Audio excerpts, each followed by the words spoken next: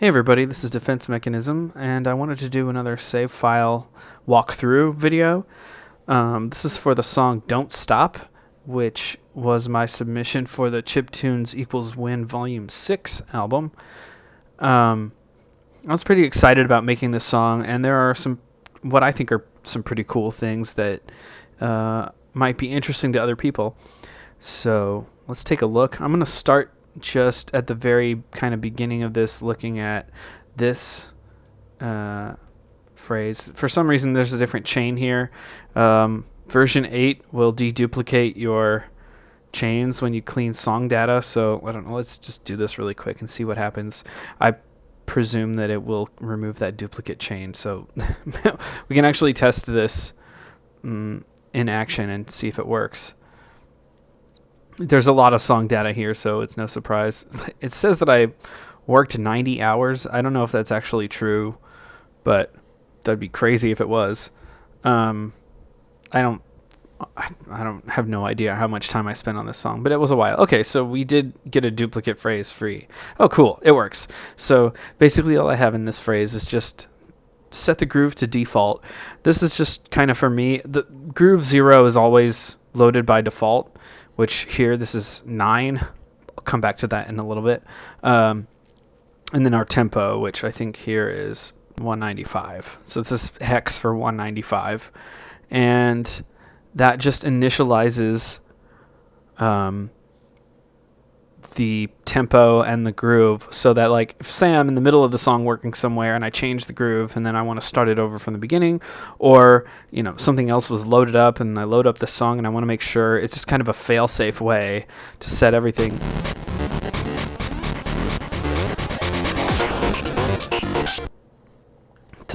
on the default. So with that said, I'm going to skip down to this section of the song, which is the third section, and kind of talk a little bit about it. Let's listen.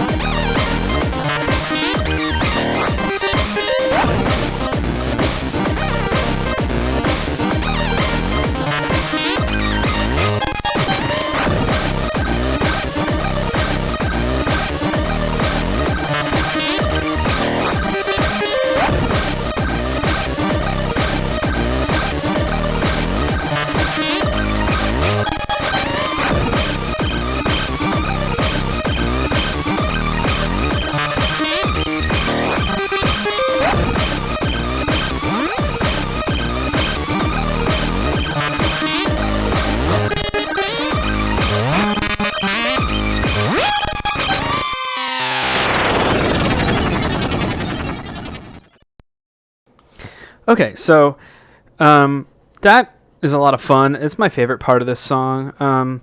Let's talk about the wave channel first, because there's some kind of cool stuff. We have a tempo command here.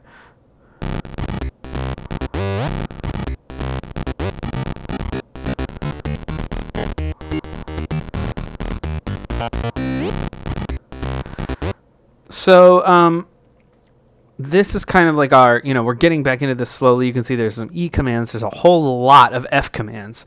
So if we go over here and look at this, we've got a table set, or a synth set to manual mode. That's our bass. We've got a table in step mode that's playing table 11 to kind of, every time it plays a different note, it's going to kill this at a different tick. So we kind of have like a little bit of a varied release on the note, and other than that, we're just doing a whole lot of F commands. So let's check out what is in synth 3. Is it the default synth? No, it's a bunch of different waveforms. What I ended up doing was kind of filling up the wave RAM in this song with a lot of different waveforms using the wave. Oh, I can actually, like, this is actually an error. So there were some errors where when these got too high, they actually ended up going. I should really maybe fix these. They would actually go and be 0 instead of F, because they got rounded off to 16 instead of 15. So anyway, but you get the general picture. So these are available on the LSD Synths GitHub page, and they come from the Adventure Kid Serum waveform pack. And what I had done was taken basically all of these kind of at random. Here's another one I can tell. This is supposed to go here. This is basically just like a clipped sign. Some of them are, not really that special. Like, how much difference is there between this one and this one, right? Or even this one is like a basic square wave, or these two are basically duplicates, But there's some kind of interesting stuff in here, like different than what you would get if you just were playing around with the wave synth. I don't necessarily think it's possible to generate all of these different ones. So I had a lot of fun because I was just kind of using F commands random. Here's like a square wave with a few extra overtones.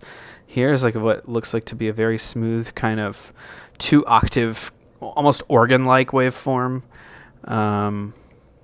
This one has a few extra overtones in it, so it probably sounds a lot like an organ.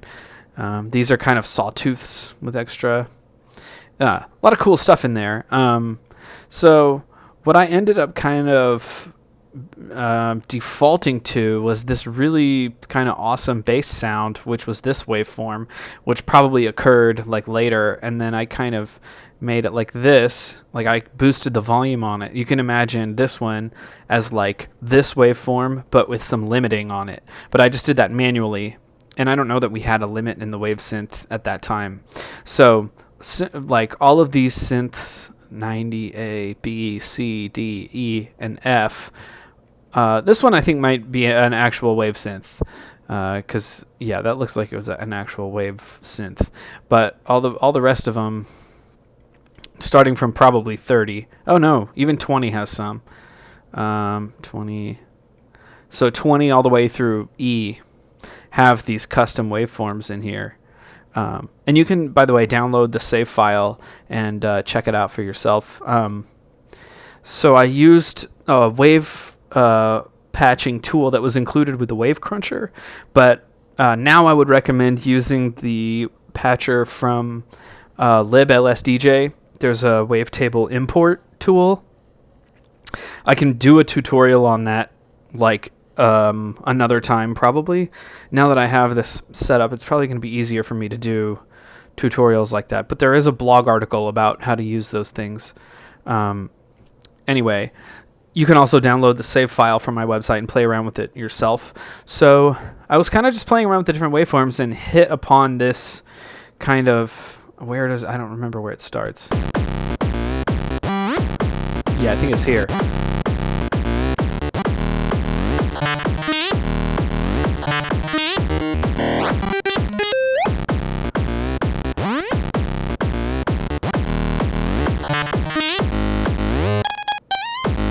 So, like, I mean, some of that stuff is just like so much fun when they're just F commands, and I was pretty much just playing around at random.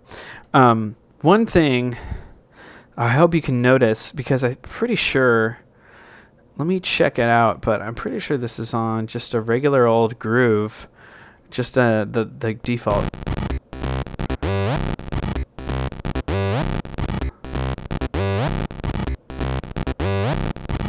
Oh no, okay, we're not. That's pretty cool. I like that a lot. So like I have a slight swing in this, and it's really cool because as you can see, this is a 55% swing. Normally, if I were going to do a swung groove, it would be kind of like 7/5 is 58 or 8/4 is 66. But if you remember, we're using grooves based on 9 ticks instead of 6. So there's not really a reason for that. From what I can remember, I was just kind of playing around and seeing what happens if you up the tick resolution or increase the number of ticks and then increase the tempo. because that wasn't something I had done yet. So it was just like a pure spirit of experimentation. But yeah, you can I can feel how it's a little bit swung, but in the context when you're listening to it,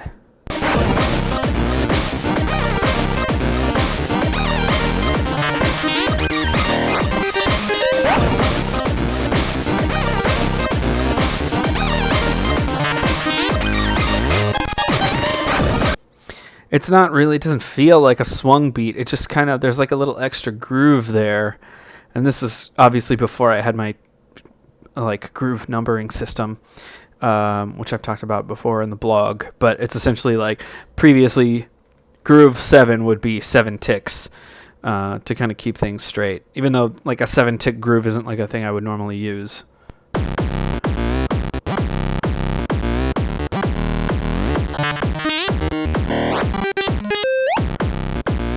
So like this is a lot of fun, and this is just kind of the little thing that I had come up with here. Let's look at the pulses.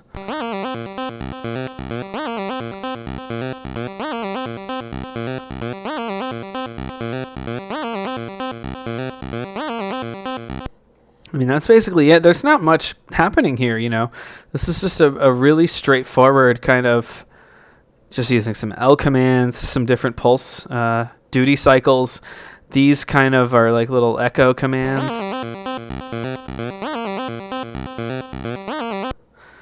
I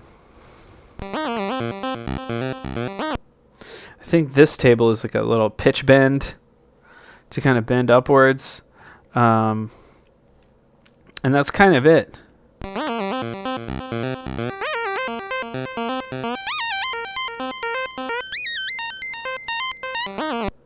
This I think it has a little bit of, some fine tune on it. So I think what we're doing is doubling these.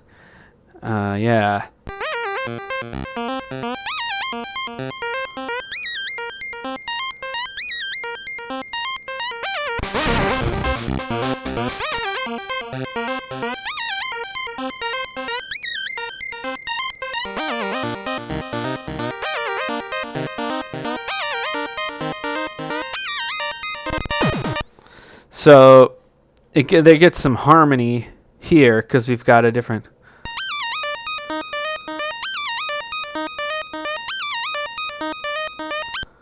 And then here we've got a little tom fill at the end. And this, it looks like we're using the sweep here, the hardware sweep in Pulse 1, which is the thing I like to do a lot for toms. And I like to make these really loud too, like you F5 here, just like, because we're building up the energy in this part of the track. So, I mean, this part of the song really is kind of the same thing, just repeating a lot and trying to build up energy.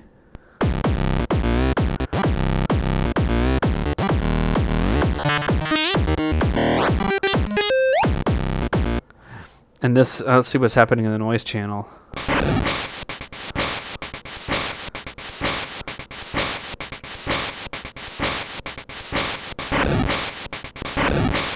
This is kind of crazy. This is like a very low crash.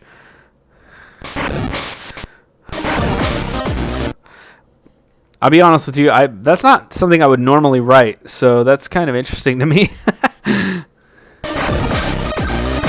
And then we have kind of like this high ARP kind of thing.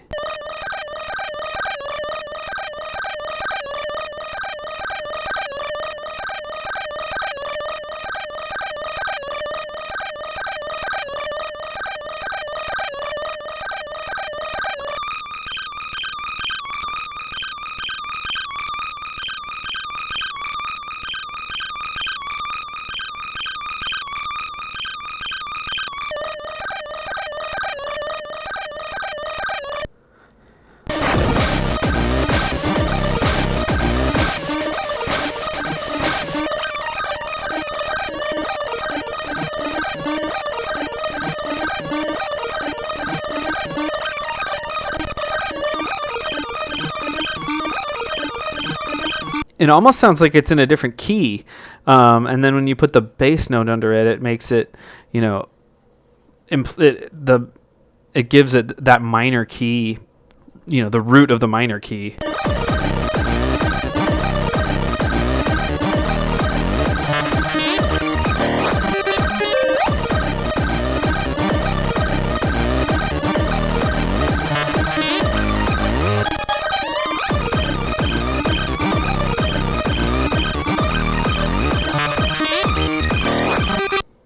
So that was kind of the part of the song that I started with. I knew that was like a really great part of the song, and I knew that I wanted to be at the end.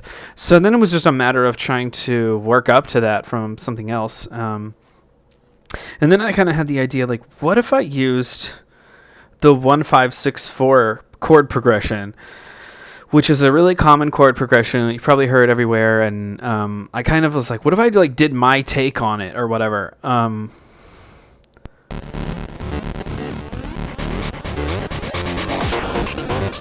So this is just kind of the intro.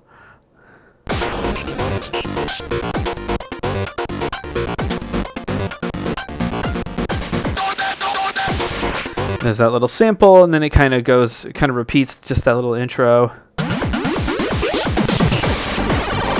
And then we kind of really get into the meat of the song. Like, this is still sort of like kind of the pre-verse. This song has a very weird structure, and I'm not sure that I would write it the same way now, because in some ways it almost feels like 2 or 3 songs like mashed together, but at the same time, like, I also still really enjoy it. Let's take a look at some of these pulse.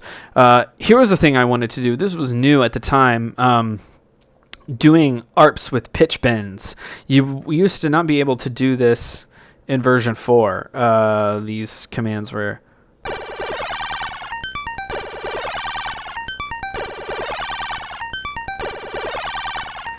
So a lot kind of happening in that table. Not this table, rather. This one. So you've got, this is like your, actually downward ARP. That's crazy because, I mean, I still don't really do this. And also some fine tuning on a few of those notes. That's just kind of crazy. And then we've got a lot of waveform changes happening here. And a volume command to keep this at 7. So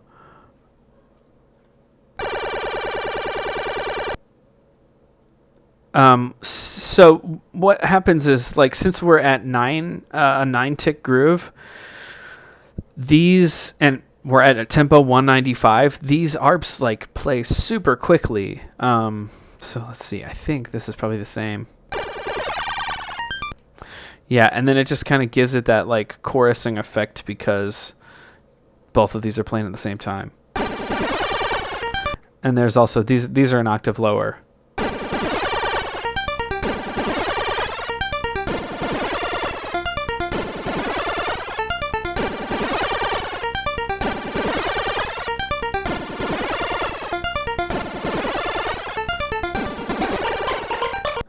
Okay, so this is a little crazy.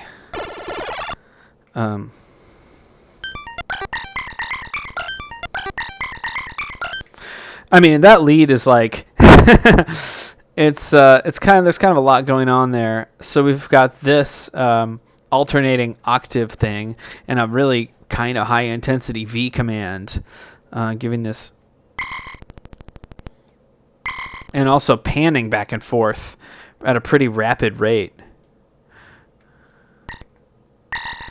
And some echoes with these little single channel echo. And then what's happening over here? So this is kind of carrying on the same motif that it was before, and then we're introducing a melody here.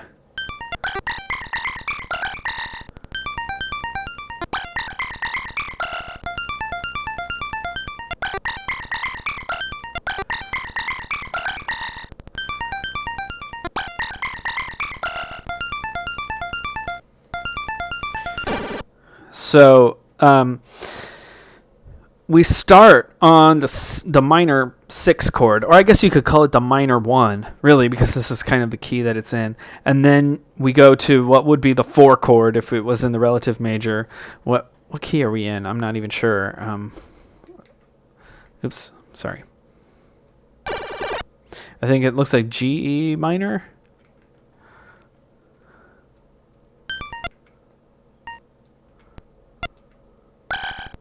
Yeah, so we're in G minor. So that would be, then we would go from G, we would go to E flat or D sharp. And then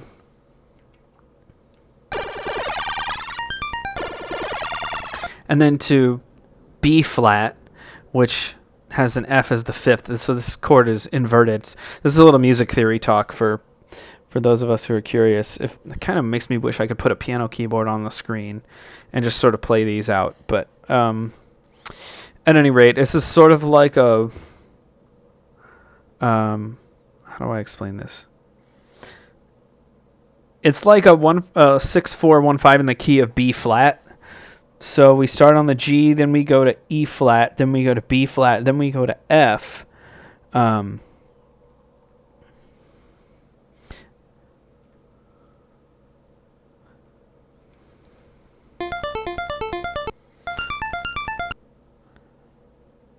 Except for what I did here was, instead of using F major, I used D minor. F major is F-A-C, D minor is F-A-D. So it's not quite 6-4-1-5. It kind of makes me feel better because I wasn't sure if, or you could think of it as like an F major 6, because the D would be the 6 in the key of F. Anyways, I'm getting a little off topic. Wanted to mostly focus on the sound design.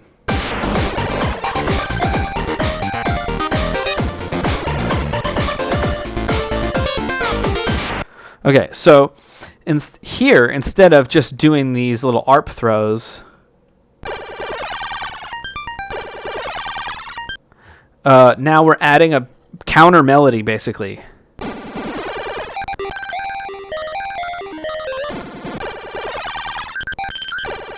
This is cool. I like this retrig with the table on it.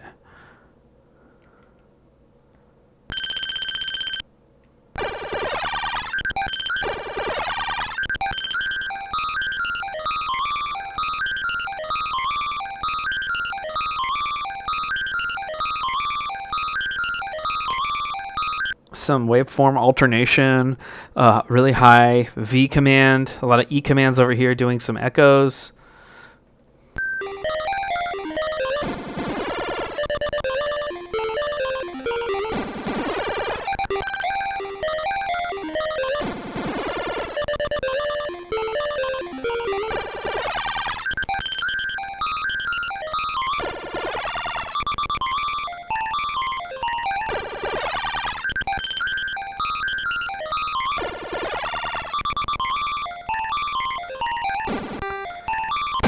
So this was the kind of, this whole section of the song was like the main idea of this. So mostly what I'm trying to do is get into it and then get out of it into this part of the song. Okay, what? Okay, we're in a different key here. This was like part of the songwriting puzzle I had to solve to figure out what to do to get to this section from this, wherever we were.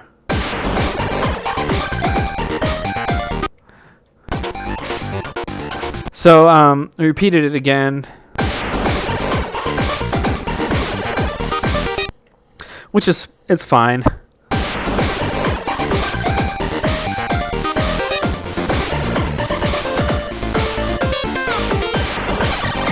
You get these little kind of counter melody things happening in the bass. Oops, not that one.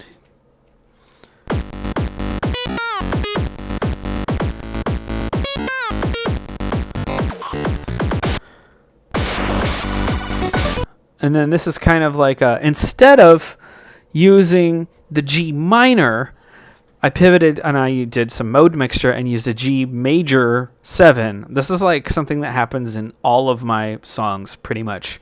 This is like a key sound that I've noticed that I go for. Instead of going to the relative minor, so if we were in C major, instead of going to A minor, I'll go to A major. So it's like the relative major. Is that what it's called? They call it, it would be like, no, not the relative major, but it's the major key of the relative minor, I guess. There's no relative major to C major, but it's that the major 6, essentially. Or in this case, the major 1, because we are already in minor, so.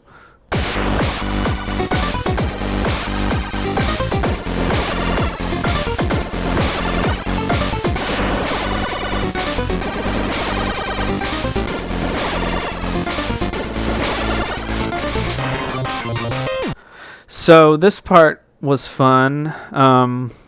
Essentially, I just switched to a different time feel with, I guess this is a 12-tick groove. That makes sense.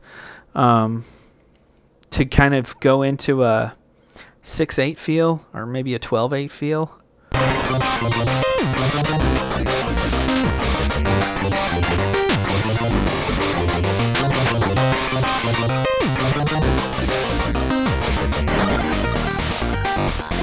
Then we change back here to kind of lead in the next part, which is maybe the most exciting part.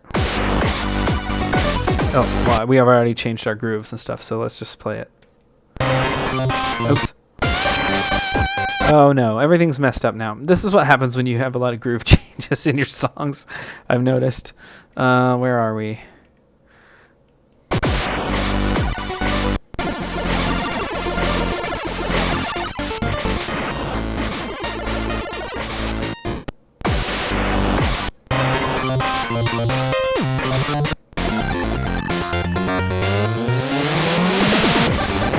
Okay.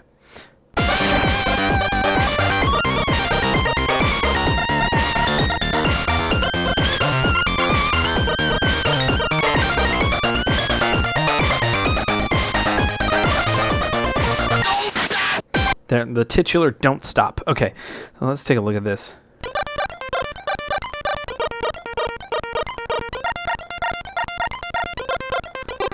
This is honestly pretty simple stuff. It's just kind of giving a C chord, alternating between some different panning, some fifths, kind of like power chords, which is what I wanted, like almost like a, rock thing.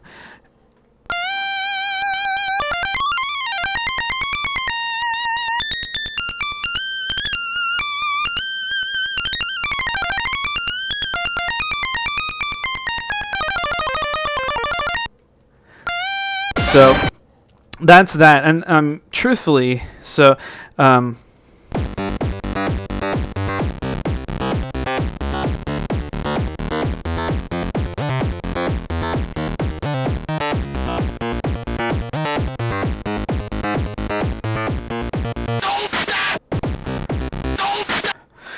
mean, the real reason that I just put the solo in here, one, because it's really awesome, and two, because so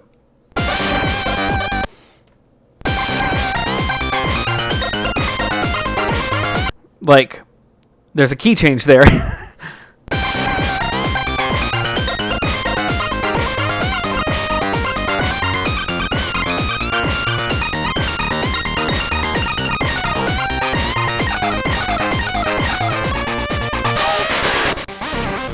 And now we're back in our home key. So, I mean, I can go through some of the sound design stuff. This is pretty much the same as it was before. I didn't really change that much. I kind of used a lot of the same.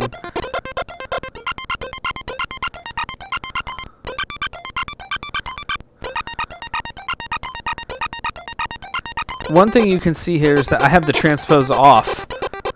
So I turned the transpose off for this instrument, so these notes would always stay in the same octave, and then I could transpose around over here to change these, and sometimes it works and sometimes it doesn't, so that's why like there's still different phrases over here.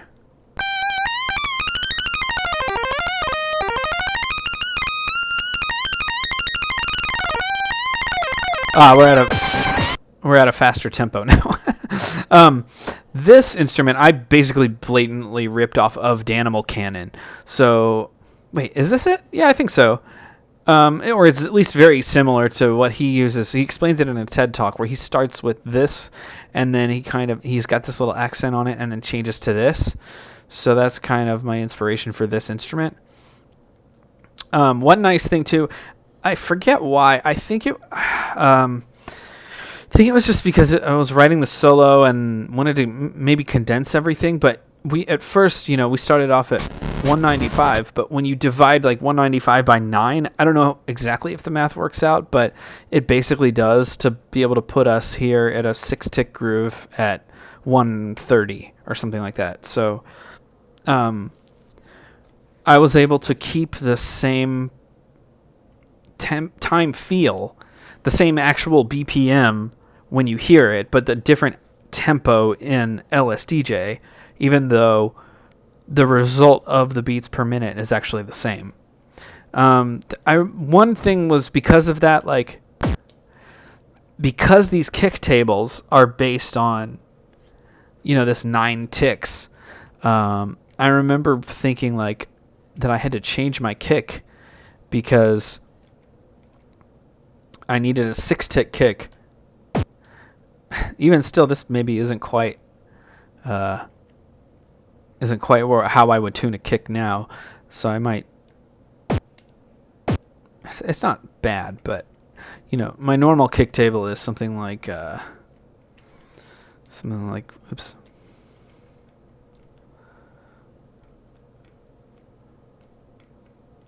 Oh gosh. Okay. Something like this. So it could just be that sound was not something I was going for in this.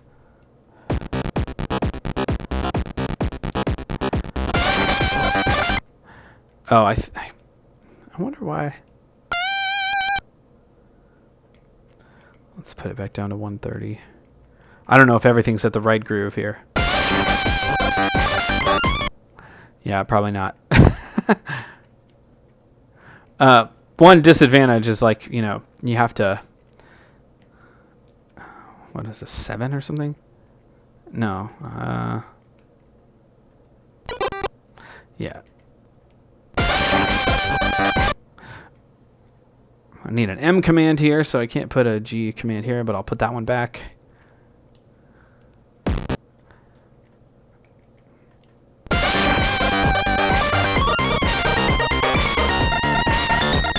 See, the kick just doesn't quite hit as hard, so it's probable that I, played around with it until I got something.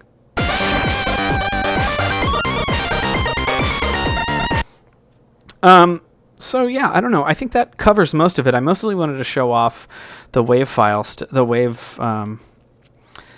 wavetable stuff, and most of these don't even get used in the entire song. I mean, there's probably like 200 of these things in there, and I used the ones that I thought sounded cool. Some of them, they'll sound great like from the source material, but then you get them into the Game Boy and they don't really sound that much different from each other because you're working with so much less data that the wave files just mostly sound the same.